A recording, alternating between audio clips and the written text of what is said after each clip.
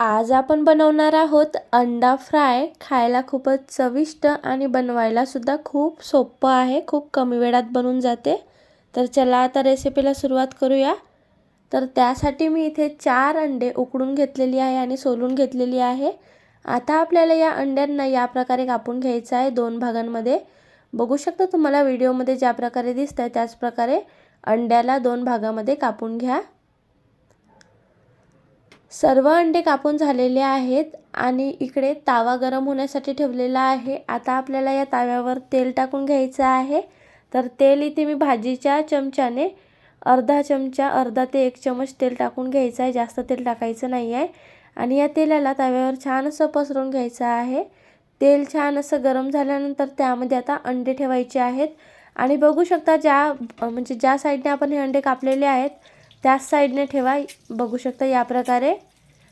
आता याच प्रकारे आता आपल्याला सर्व अंडे तव्यावर ठेवून घ्यायचे आहेत।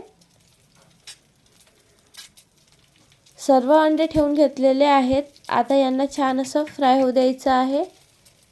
काही वेळानंतर आता आपण इथे कांदे पण टाकून घेऊया। तर कांदे मी इथे अर्धा कांदा बारीक कापून घेतलेली आहे, तो इथे टाकलेली आहे। बघू शकता तुम्ही।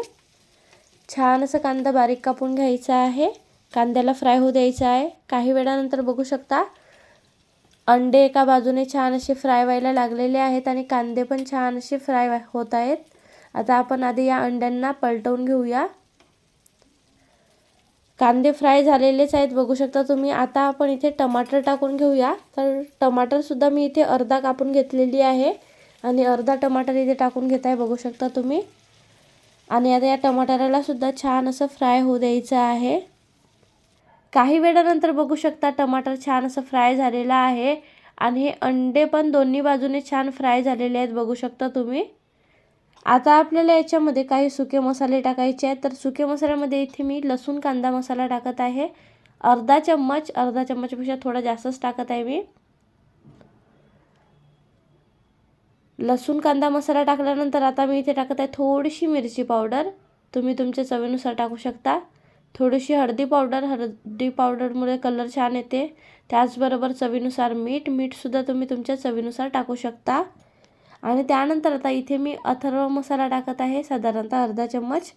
त्यानंतर आता आपल्याला इथे टाकायचं आहे कोथिंबीर आणि आता या सर्वांना छान असं परतून घ्यायचं आहे। बघू शकता या प्रकारे मिक्स करून घ्यायचं आहे या अंड्यांना या सर्व मसाल्यांमध्ये। बघू शकता या प्रकारे छान असं मिक्स करून घेऊया आणि बघू शकता बघायलाच किती टेस्टी दिसतंय। छान असं मिक्स करून घ्यायचं आहे आणि मसाले टाकताना गॅस बंद करून घ्यायची आहे। जेव्हा मी लसूण कांदा मसाला टाकलेली होती तेव्हाच गॅस बंद केलेली होती, नाहीतर मसाले जळू शकतात। आता गॅस बंदच आहे आणि तयार झालेले आहेत अंडा फ्राय।